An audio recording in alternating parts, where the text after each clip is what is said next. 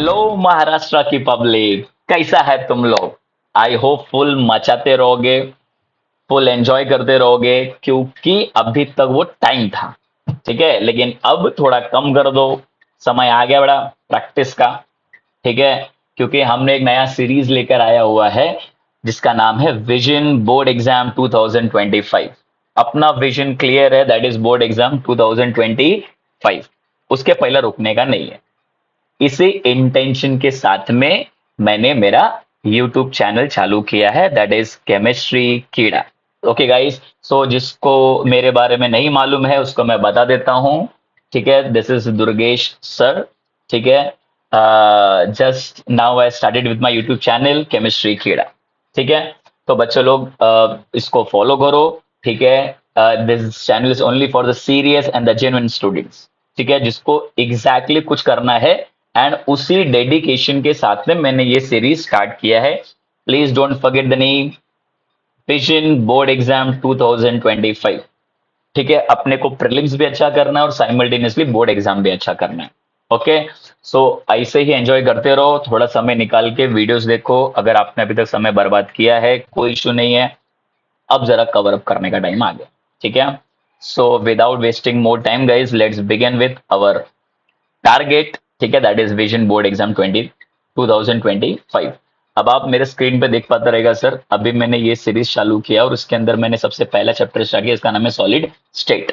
ठीक है, अब सॉलिड स्टेट को एक्चुअली क्या है ना, मैं 3 पार्ट में कवर करूंगा, क्योंकि अगर मैं एक साथ पूरा करने जाऊंगा ना, it will take more time. और जो मेरे को जानते हैं उनको मालूम है कि मैं थोड़ा लेजी टाइप है, इतना समय नहीं दे पाऊंगा। ठीक है, तो जितना भी मैं आपको समय दे रहा हूं, तो उसको अंडरस्टैंड करने के लिए मैंने क्या किया कि मैंने पूरे सॉलिड स्टेट को 3 पार्ट में डिवाइड करना है। So today I am only discussing part number 1। ठीक है, तो आज अपना टारगेट है कि हम लोग सॉलिड स्टेट में सिर्फ पार्ट 1 डिस्कस करेंगे। आई होप यहाँ पे आपको दिखता रहेगा पार्ट 1। ठीक है, सो सर बेसिकली आज करना क्या है कि जो 3 पार्ट में अपने डिवाइड किया, बेसिकली क्या है थोड़ा सा बताइए उसके बारे में। सो बच्चे लोग, मेरा जो सबसे पहला इंटेंशन है कि मैं सारे 1 मार्क के क्वेश्चंस, उसमें डेफिनेशंस, 1 वर्ड, एमसीक्यूज, ठीक है, ये सारे आ सकते हैं। तो मेरे हिसाब से अभी तक के मैंने जितने भी पीवाईक्यूज निकाले हुए हैं, उसमें से कुछ इंपॉर्टेंट चीजें मैं आज अपन इस लेक्चर में डिस्कस करेंगे। तो ये आपको बहुत जबरदस्त प्रिपेयर करके जाने का, प्रीलिम्स के लिए भी और बोर्ड एग्जाम के लिए भी। अगर तुम्हारा ये चैप्टर टर्मिनल में भी है तो फिर भी करके जाओ, चेक करो आ रहा है कि नहीं आ रहा है। सर जितना आपने किया उतना ही पढ़ना है क्या? पहला वो पढ़ना है, समय मिले तो बाकी भी पढ़ो। आर गेटिंग में? यस, बट पहले ये कर लो। ठीक है, yes. So let's begin with the part 1 of solid state. तो ओपन करते हैं बच्चे लोग। यहाँ पे बच्चे लोग, ये मैंने खुद ने कुछ चीजें प्रिपेयर की हुई है। ठीक है, आप अगर कुछ सजेशन देना चाहिए तो यू कैन कमेंट। ठीक है, इन दी कमेंट बॉक्स कि सर ये आप बेटर कर सकता है, बिकॉज मैं भी फर्स्ट टाइम आया रहे, मैं भी ट्राई कर रहे हैं। ठीक है, धीरे धीरे अपन कोशिश करेंगे। जेंजी वालों थोड़ा सा, ठीक है, मेरे को सपोर्ट करते रहो। ठीक है, okay, let's start with solid state. So बच्चे लोग, आप यहाँ पे देख पा रहे हैं, ठीक है, मेन चीज ये मैं मेरा हाइलाइटर ले लेता हूँ। यस, यहाँ पे देखो क्या लिखा है, इंपॉर्टेंट डेफिनेशंस। बट यहाँ पे मैंने डेफिनेशंस लिखा है, बट एक्चुअली इसके अंदर आप डेफिनेशन के साथ साथ में MCQs, 1 word answer and definitions, तीनों चीजें क्लियर कर सकते हैं। बहुत अच्छा लग रहा तो कुछ कुछ डेफिनेशंस 2 मार्क के लिए भी आ जाते हैं। ठीक है, सो बच्चा लोग, what is the name of the chapter? The chapter name is solid state. So सबसे पहला चीज, ठीक है, कि सॉलिड 2 टाइप का होता है। आप घर में पाउडर लगाता है वो भी सॉलिड है, आप घर में नमक यूज करता है वो भी सॉलिड है, बट दोनों में डिफरेंस है ना। So basically on the basis of arrangement of the particles, solid has been divided into 2 types, and they are crystalline solids and amorphous solids। दिख रहा है इधर crystalline solid लिखा हुआ है, इधर amorphous solid लिखा हुआ है। यस, नहीं दिख रहा है तो चश्मा पहन के देखो, दिखेगा। ठीक है, तो बच्चे लोग, बेसिकली ये क्रिस्टलाइन सॉलिड क्या है sir? What is crystalline solid? So crystalline solid एक होमोजीनियस सॉलिड है जिसके अंदर पार्टिकल्स का जो अरेंजमेंट होता है ना बच्चा लोग, बहुत ही यूनिफॉर्म होता है। आप देख रहे हैं स्क्रीन पे दिखता रहेगा, बहुत ही यूनिफॉर्म। ये लोग यूनिफॉर्म पैटर्न फॉलो करते हैं। ठीक है, अगर ये पार्टिकल्स यूनिफॉर्मली अरेंज्ड है और रिपीटिंग पैटर्न बार बार शो कर रहे हैं तो ऐसे सॉलिड्स को अपन क्या बोलेंगे, क्रिस्टलाइन सॉलिड्स। ठीक है, यहाँ पे कुछ एग्जांपल्स है जैसे कि डायमंड हो गया, आइस। याद रखना बच्चा लोग, आइस ये एमोर्फस सॉलिड नहीं है, it is a crystalline solid. Question आएगा इसके ऊपर, माइंड इट। दूसरा सॉल्ट, ये तो सब घर घर तीसरे के बच्चे को मालूम है, सॉल्ट एक क्रिस्टलाइन सॉलिड है। ठीक है, एक हिंट देता हूं, all crystalline solids are generally water solid. ठीक है, 99 तक का आपको वाटर सॉल्युबल मिलेगा। क्लियर है चीजें। नेक्स्ट नेक्स्ट भी बच्चा लोग, एमोर्फस सॉलिड। एमोर्फस सॉलिड क्या है, जिसके पार्टिकल्स अगर आप अपने फिंगर टिप्स पे फील कर नहीं पा रहा है तो उसको अपन एमोर्फस बोलेंगे। पाउडर का फील करता है क्या, नहीं। सर आपने एग्जांपल में ग्लास लिखा है, ग्लास, तो बच्चे लोग वो ग्लास आपको तोड़ के घुसाने नहीं बोल रहे मैं। यहाँ पे ग्लास मतलब क्या होगा, glasses are made of water, oxides, metal oxides. ठीक है, सो ये एक्चुअली ना, ये जो एमोर्फस सॉलिड लिखा बच्चे लोग, इसका एक और नाम है जिसका नाम है, ठीक है याद रखना, क्वेश्चन आ सकता है। ठीक है, इसका नाम है सूडो। ठीक है, सूडो लिक्विड, या फिर ऐसा बोलो सर, सॉरी सूडो सॉलिड, या तो ऐसा क्या बोलो, सुपर कूल्ड लिक्विड। ठीक है, सुपर कूल्ड लिक्विड ये एमोर्फस का दूसरा नाम है, या फिर सूडो सॉलिड। कहानी क्लियर है। यस, तो अगर मैं बोलूं ग्लास, तो ग्लास क्या होता है बच्चों, ये एक्चुअली एक विस्कस लिक्विड है, लिक्विड जो सॉलिडिफिकेशन करने पे सॉलिड जैसा बिहेव करता है, but it is not actual solid. इसके अंदर पार्टिकल्स का अरेंजमेंट यूनिफॉर्म नहीं होता। पार्टिकल्स कैसे भी अरेंज होते हैं, आप अमूल चीज ले लो, अमूल बटर ले लो, ठीक है, इनको आप फ्रिज में रखेगा तो ये सॉलिडिफाई जैसा बिहेव करते हैं, बट इसका मतलब वो सॉलिड है क्या, रियल रियल सॉलिड है कि नहीं सर, वो रियल सॉलिड नहीं है, they are the pseudo solid, they are super cooled liquids. So on that basis अगर पार्टिकल्स का अरेंजमेंट, ठीक है, कोई भी स्ट्रक्चर में, कोई भी पार्टिकल में, कोई भी क्रिस्टलाइन कोई भी सॉलिड में अगर पार्टिकल्स का अरेंजमेंट प्रॉपरली नहीं है, इसको हम क्या बोलेंगे, एमोर्फस सॉलिड। ठीक है, कुछ एग्जाम्पल्स लिखे हैं क्योंकि ये पूछे जाते हैं। इसके अलावा सर कुछ याद नहीं आ रहा है तो आप अमूल बटर, चीज बटर, घी चिपका दो। ठीक है, नेक्स्ट। हाँ, next we have unit solid, मैं थोड़ा बाद में कवर करता हूं, पहले हम लोग पॉलीमॉर्फिज्म में आ जाते हैं। ठीक है सर, ये यहाँ पे पॉली का मतलब होता है मेनी, मॉर्फिज्म का मतलब होता है स्ट्रक्चर। ठीक है, जब एक ही बंदा अलग अलग फॉर्म में प्रेजेंट हो, जैसे कि कार्बन ले लो, कार्बन एक ही बंदा है लेकिन वो कहाँ कहाँ प्रेजेंट है सर, वो ग्रेफाइट के फॉर्म में भी है, वो फुलरीन के फॉर्म में भी है, वो डायमंड में भी प्रेजेंट है। तो आप देखो डायमंड का स्ट्रक्चर क्या है, हेक्सागोनल। ठीक है, आप क्या बोलते हैं, सॉरी डायमंड क्या है, टेट्राहेड्रल है। ठीक है, आप ग्रेफाइट ले लो, ग्रेफाइट क्या, हेक्सागोनल है। आप फुलरिन ले लो, ये एक सॉकर शेप स्ट्रक्चर है। सो बोलने का मतलब क्या है तीनों में कार्बन ही, बट उनके स्ट्रक्चर्स क्या है, उनके फॉर्म क्या है, अलग अलग है। तो यहाँ पे देखो कितना इजी डेफिनेशन हो गया, a phenomenon in which a single substance crystallizes in two or more forms. ठीक है, उनको एक ही बंदा अलग अलग फॉर्म में प्रेजेंट है, उसको हम क्या बोलेंगे, पॉलीमॉर्फिज्म। ठीक है, कुछ एग्जांपल्स यहाँ पे हैं, आप जरा चेक कर लीजिए। Next we have define isomorphism. बच्चे लोग आइसोमॉर्फिज्म, नाम में देखो आइसो मतलब सेम, मॉर्फिज्म मतलब फॉर्म। सो जब दो से ज्यादा अलग अलग सॉलिड्स, अलग अलग सॉलिड्स, अलग अलग सॉलिड्स, जैसे कि यहाँ पे एग्जांपल देख लो, NaF और MgO, ये दोनों अलग अलग सॉलिड्स हैं, बट जब इनका स्ट्रक्चर फाइंड आउट किया गया, जब इनके स्ट्रक्चर्स के बारे में अंडरस्टैंड किया तो मालूम पड़ा भैया इन दोनों का स्ट्रक्चर क्या है, सेम, अलग अलग है बट सेम, सब सेम स्ट्रक्चर है, इसको अपन क्या बोलेंगे, isomorphism. So you can see the definition, two or more substances having the same crystal structures are called isomorphous substances. ठीक है, इजी वन। नेक्स्ट, थोड़ा मुझे फास्ट भी जाना पड़ रहा है, क्यों, मैं नहीं चाहता कि वीडियो का लेंथ बहुत ज्यादा हो जाए। ठीक है, तो अगर आपको लग रहा है sir am I going fast, then आप थोड़ा उसका जो ये स्पीड है उसको कम करके देखो। ठीक है, समझ के ले रहे भाई, हालत खराब है तुम लोगों का, मेरा नहीं। Next, define anisotropy. Anisotropy, anisotropy sir ये क्या चीज है, बच्चे लोग ये ना एक्चुअली एक तरह का प्रॉपर्टी है किसी भी सॉलिड मटेरियल का, ठीक है। एक ऐसी प्रॉपर्टी यहां पे देख रहे हैं, it is a property of material or structure that exhibits different physical properties. Sir different physical properties मतलब कौन कौन, जैसे कि यहाँ पे refractive index, electrical resistance, conductivity, ये कुछ ऐसे प्रॉपर्टीज होते हैं सॉलिड्स के जिसका अलग अलग डायरेक्शन में अलग अलग वैल्यूज मिलता है। समझ में आ रहा है? सो जब कुछ ऐसे फिजिकल प्रॉपर्टीज, ठीक है, जिसको डायरेक्शन चेंज करने पे उनकी प्रॉपर्टीज में चेंजेस दिख रहे हैं, तो ऐसे क्रिस्टल्स को, ऐसे मटेरियल को क्या बोलते हैं? एनआइसोट्रॉपी।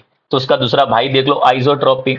अगर डायरेक्शन चेंज करने पे उन प्रॉपर्टीज में कोई चेंजेस नहीं दिख रहा है, ठीक है, अगर कोई चेंजेस नहीं दिख रहा है, उसको हम क्या बोलेंगे बच्चा लोग? आइसोट्रॉपी। आइसो मतलब सेम, एंट्रोपी मतलब properties. Same properties in all the direction, isotropy.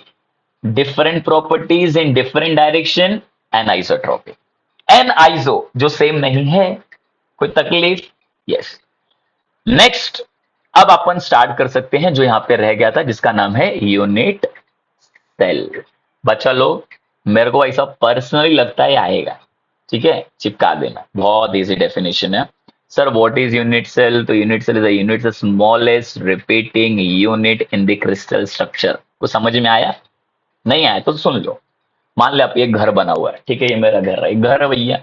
अब घर में ईंट से बने हुए, ब्रिक से बने हुए, तो हर एक ब्रिक को मैं क्या बोलूंगा? Unit cell.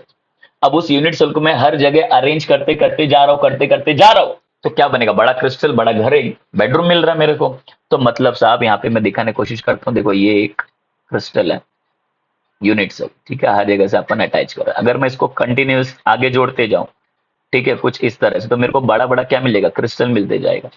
तो अगर मैं इसको जोड़ते जाऊं तो मुझे क्या मिलेगा बच्चा लोग? बड़ा बड़ा क्रिस्टल। मतलब छोटे से यूनिट सेल को मैं हर डायरेक्शन में घुमाते जाऊं, ब्रिक को हर डायरेक्शन में घुमा रहा हूं, तो मुझे क्या मिल रहा है? बड़ा सा एक स्ट्रक्चर मिल रहा है। उस स्ट्रक्चर को नाम क्या देंगे अपन? क्रिस्टल। सो क्रिस्टल के अंदर जो छोटे छोटे सेल्स होते हैं, जो छोटे छोटे, जैसे मैं घर है, घर एक क्रिस्टल है, उसके अंदर जो छोटे ब्रिक्स लगाए हुए हैं, उस ब्रिक को मैं क्या नाम दूंगा? Unit cell. ठीक है। अब यूनिट सेल हमारे सिलेबस में एज पर महाराष्ट्र बोर्ड एग्जाम्स, ठीक है, 3 टाइप के हैं बच्चा लोग। ठीक है, वो 3 टाइप कौन कौन सा है? Simple cubic cell, body centred cubic cell, और फेस सेंटर्ड क्यूबिक सेल। तो यहाँ पे आप देख पा रहे हैं, यहाँ पे कैन यू सी? ये सिंपल क्यूबिक सेल, जिसको प्यार से बच्चे लोग, हम लोग SCC भी बोल सकते हैं। Next we have body centred cubic cell, जिसको हम लोग प्यार से क्या बोलेंगे? BCC। ठीक है। Next we have face centred cubic cell, जिसको हम बोलते हैं FCC। बच्चों लोग, अगर आप FCC बोलो या तो CCP बोलो, क्लोज क्यूबिक पैकिंग, सब चलेगा। FCC ही CCP है, गंगाधरी शक्तिमान है, याद रखना। ठीक है। यस। तो यूनिट सेल कितने टाइप का है? क्या है unit cell? A unit cell is a smallest repeating structural unit of the crystal, जिसको हम बोलेंगे यूनिट सेल। अब यूनिट सेल 3 टाइप का है, simple cubic, BCC and face centred cubic cell. Sir ये सिंपल क्यूबिक सेल कैसा होता है? एकदम सिंपल रे बाबा, ये देख, एकदम सिंपल, ये हो गया सिंपल क्यूबिक सेल। अगर इसी के मतलब यहाँ पे क्या ना, पार्टिकल सिर्फ और सिर्फ कहाँ पे होते हैं? सिर्फ और सिर्फ कॉर्नर्स पे रहेंगे, इसको हम बोलते हैं सिंपल क्यूबिक सेल। अगर कोई पार्टिकल, ठीक है, कोई पार्टिकल, जैसे कि ये मैंने सिंपल क्रिस्टल बनाया, सारे क्रिस्टल्स कहाँ पे थे? कॉर्नर पे थे, बट मैंने क्या किया? एक बीच में रख दिया, इसको हम क्या बोलेंगे? बॉडी के सेंटर में एक पॉइंट है, तो body centred cubic cell. 8 corner के अलावा और एक सेंटर में है। ठीक है। सर फेस सेंटर्ड बताओ। फेस सेंटर्ड में क्या होता है ना बच्चा लोग, ये फेस सेंटर्ड है, ठीक है, यहाँ पे ना 8 कॉर्नर्स के अलावा फेज दिख रहा, फेजेस। एक यूनिट सेल में कितना फेज होता है बच्चा लोग? 6 फेज। आप अपना घर काउंट करो, सारे दीवार काउंट करो, ऊपर नीचे लेके 6 मिलेगा आपको, बराबर है। तो अगर सारे फेस के सेंटर में मैं क्या रख दूं? एक ऊपर एक नीचे, इधर 2 रख रहा हूं, एक ऊपर एक नीचे, ठीक है, और 4 साइड वाले, तो 6 मिल गए। इसको हम बोलते हैं फेस सेंटर्ड क्यूबिक सेल। ठीक है, ये भी एक यूनिट सेल होता है। क्लियर है कहानी? ओके। नेक्स्ट भी बच्चा लोग, डिफाइन कोऑर्डिनेशन नंबर। ये बहुत जबरदस्त चीज है। इसको मैं आपको इमेजिन करवाने का कोशिश करता हूँ बच्चा लोग। कोशिश करो, नहीं याद आ रहा है, नहीं समझ पा रहा है तो टेंशन स्ट्रेस लो मत। अभी तक तो लिया नहीं है, अभी लेना भी मत। यहाँ सामने लिखा हुआ है नंबर, देख लेना चुपचाप। अगर बोलेगा सर पहली बात, व्हाट इज कोऑर्डिनेशन नंबर? ठीक है, मान ले तू बेंच में बैठा है। अब बेंच के बीच में बैठा है, तेरे आजू बाजू दो लोग बैठे हैं, तो तेरा आजू बाजू कितना लोग है? दो लोग है, तो तेरा कोऑर्डिनेशन नंबर क्या बोलूंगा? दो है। क्यों? क्योंकि दो लोग को टच कर रहा है।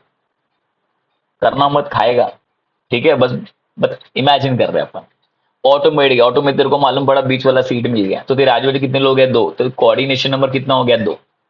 तो एक पार्टिकल के आजू बाजू कितने पार्टिकल्स को टच कर रहे हैं, तो जितने पार्टिकल्स, वो उसको कोऑर्डिनेशन नंबर मान लिया जाएगा। Is that okay? जैसे कि एग्जांपल के तौर पे मैंने यहाँ पे ये बनाया है ऐसे, तो बता मेरे को ये वाले को कितने लोग टच कर रहे हैं?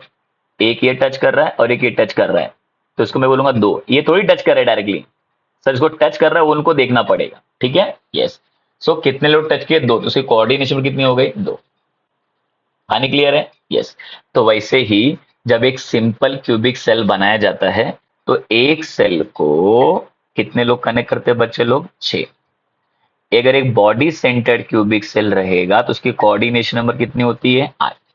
अगर कोई फेस सेंटर्ड क्यूबिक सेल है तो उसमें कितना रहेगा बच्चा लोग? 12। इतना क्लियर है? हाँ, अगर आपको जानना है सर सिंपल क्यूबिक में 6 कैसा है बताओ, बॉडी सेंटर्ड में 8 कैसा है बताओ, फेस सेंटर्ड में 12 कैसा है बताओ, या सीसीपी में 12 कैसा है बताओ, तो आप मेरे को कमेंट करो। मैं उसका एक छोटा सा वीडियो बना के अपलोड कर दूंगा, क्योंकि इस वीडियो में वो बनाने जाऊंगा तो बच्चा लोग टाइम हो जाएगा। ठीक है, दैट्स वाई। आप बिंदास कमेंट करो, अपने समझ के कमेंट कमेंट करो, तुम्हारे लिए यूट्यूब चैनल खोला है। बिंदास नॉलेज गेन करना, बिंदास करो। नेक्स्ट बच्चा लोग, हमारे को एनाइजोट्रोपी हो गया, आइसोट्रोपी हो गया, पैकिंग एफिशिएंसी। पैकिंग एफिशिएंसी साहब, ये पैकिंग एफिशिएंसी क्या होती है? ठीक है, अब पैकिंग एफिशिएंसी को समझाने के लिए मैं तुमको क्या समझाऊं कि मान लेते हैं एक पत्थर है। ठीक है, दो पत्थर है, ये देखिए, ये मान ले ये पत्थर है क्या? ठीक है, अब यही साइज का मैं दो पत्थर ला रहा हूं। एक पत्थर है ना, बहुत वजन दिख रहा है, एक पत्थर हल्का दिख रहा है। होता है ना, आपने शायद देखा रहेगा पत्थर सीमेंटेड वाला, एक बहुत हैवी होता है और बहुत कोई कोई बहुत हल्का होता है। ठीक है सर, क्यों ऐसा? क्योंकि दिखने में साइज सेम था। साइज क्या था? सेम था, पर अंदर जो पार्टिकल्स का अरेंजमेंट है ना बच्चा लोग, वो अच्छा अगर होगा, बहुत ज्यादा पार्टिकल्स होगा, बहुत ज्यादा सो कोऑर्डिनेशन नंबर होगा, तो उसकी पैकिंग एफिशिएंसी बहुत जबरदस्त होती है।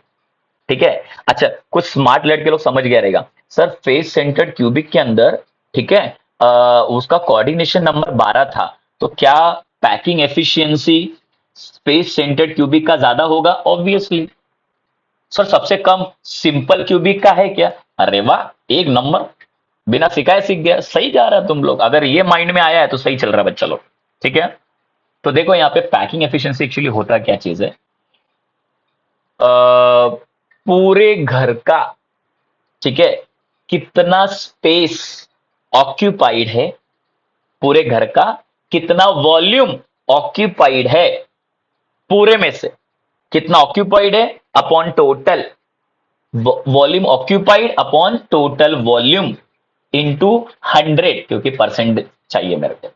ठीक है, तो कितना वॉल्यूम ऑक्यूपाइड है अपॉन टोटल वॉल्यूम, उसको अपन क्या बोलेंगे? Packing efficiency. Is that okay? अब इस मेरे घर में जितना वॉल्यूम है, ठीक है, इसमें मैक्सिमम स्पेस क्या है? मैंने खाली रखा है, तो इसकी पैकिंग एफिशिएंसी क्या हो जाएगी? कम। अगर पूरा भर दिया मैंने, मैक्सिमम स्पेस भर दिया मैंने, तो मैं क्या बोलूंगा? मेरी घर की पैकिंग एफिशिएंसी क्या है? ज्यादा है। अंडरस्टूड?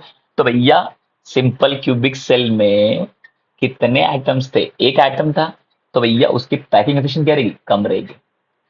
ठीक है, नंबर ऑफ एटम्स याद रखना, कितने नंबर ऑफ एटम्स होते हैं सिंपल क्यूबिक के अंदर? एक। बॉडी सेंटर्ड क्यूबिक के अंदर कितने होते हैं साहब? दो। दो ही एटम होते हैं, कोऑर्डिनेशन नंबर अलग है, मैं नंबर ऑफ एटम का बात कर रहा हूं। सर फेस सेंटर्ड क्यूबिक में कितने होते हैं? 4। ठीक है, तो अगर 4 है तो सबसे ज्यादा किसके अंदर है पार्टिकल्स? फेस सेंटर्ड में है तो फेस सेंटर्ड की पैकिंग एफिशिएंसी क्या रहेगी सबसे ज्यादा? सबसे कम पैकिंग एफिशिएंसी किसकी रहनी चाहिए सर? किसकी रहनी चाहिए? Simple cubic. देखो, तो यही यहाँ पे सिखा रहा हूँ। पहले आप डेफिनेशन देख लो पैकिंग एफिशिएंसी का। The fraction of total volume of unit cell occupied by the atoms ion and molecules present in it is called packing efficiency. मतलब पूरे का कितना ऑक्यूपाइड है, फ्रैक्शन मतलब रेशियो। समझ में आ रहा है? कितना ऑक्यूपाइड है टोटल का। सर आप ये लिखो चलेगा क्या? Volume occupied by the atoms upon total volume. Yes, दौड़ेगा, बिंदास लिखो। ठीक है, अब देखो, तो आपको ना एग्जाम में आएगा वन वर्ड में एमसीक्यू में कि बताओ सिंपल क्यूबिक में कितना वॉल्यूम ऑक्यूपाइड है। तो वॉल्यूम ऑक्यूपाइड मतलब पैकिंग एफिशिएंसी कितना बचे लो 52.4। तो खाली कितना है? खाली को वॉइड्स बोलते हैं। खाली कितना है? 47.6। सिमिलरली बीसीसी देख लो, फेस सेंटर देख लो। ठीक है, याद रखना, इजी नहीं है, आएगा। हाँ, नेक्स्ट बच्चा लो डिफेक्ट्स। डिफेक्ट्स क्या है सर? तुम लोग ठीक है सर, सॉलिड स्टेट के अंदर, ठीक है, जितने भी आयोनिक सॉलिड्स होते हैं वो जनरली डिफेक्ट्स शो करते हैं। सर डिफेक्ट्स मतलब, जब मैं बोला पार्टिकल्स अच्छे से अरेंज होते रहे, ठीक है, पार्टिकल्स को मैं अरेंज करते जा रहा हूं, सडनली एक दो पार्टिकल गायब हो गए, बीच में आए ही नहीं। ठीक है, अगर पार्टिकल बीच में नहीं आ रहा है, जैसे मैं यहाँ पे दिखा देता हूँ बच्चे लोग कि मैंने पार्टिकल्स का अरेंजमेंट करना स्टार्ट किया। ठीक है, सडनली क्या हो गया? यहाँ पे अरेंज में एक पार्टिकल गायब हो गया, यहाँ पे आ गया, यहाँ पे आ गया, यहाँ पे बीच में पार्टिकल है क्या? नहीं। तो इसको मैं क्या बोलूंगा? इसको मैं बोलूंगा यहाँ पे क्या हो गया बच्चा लोग बेसिकली, एक सेकेंड इसको हटा दूं मैं।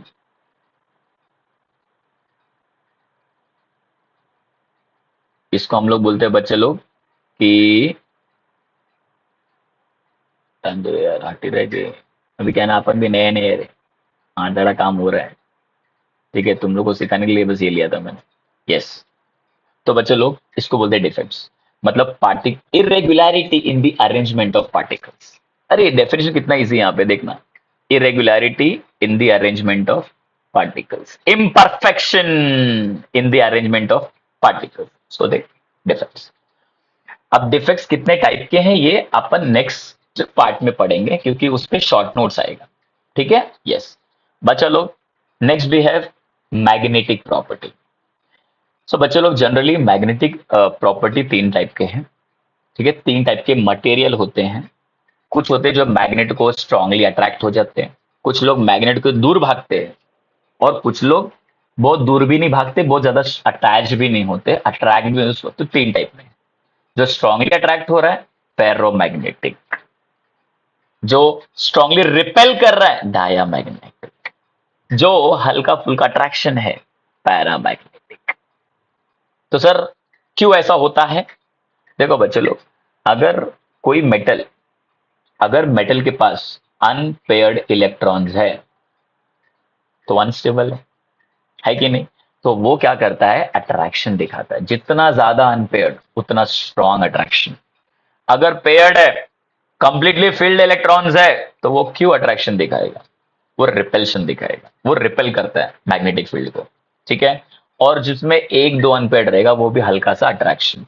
तो हल्का अट्रैक्शन मतलब पैरामैग्नेटिक, ज्यादा अनपेयर्ड मतलब फेरोमैग्नेटिक, और अगर फुलफिल्ड है, कंप्लीटली फिल्ड है, there is no unpaired electrons, then it is diamagnetic. ठीक है, अपन डेफिनेशन पढ़ते हैं। The substance with all electrons paired and are weakly repelled by magnetic field are called diamagnetic। कुछ एग्जाम्पल जैसे पानी हो गया, नमक हो गया, नाइट्रोजन गैस हो गया, बेंजीन हो गया, ये लोग भाई साहब अट्रैक्शन नहीं दिखाते मैग्नेटिक फील्ड की तरफ। ओके, देन है पैरामैग्नेटिक। क्या बोला? जो हल्का सा अट्रैक्शन दिखाए, क्योंकि इनके पास एक दो अनपेड इलेक्ट्रॉन्स है।